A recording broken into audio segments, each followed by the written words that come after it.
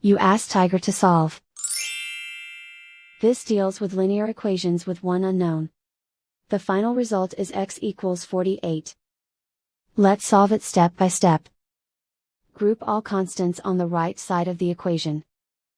Add 3 to both sides. Simplify the arithmetic.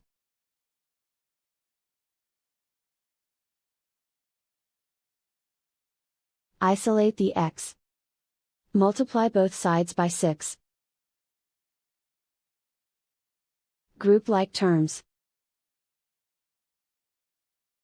Multiply the coefficients.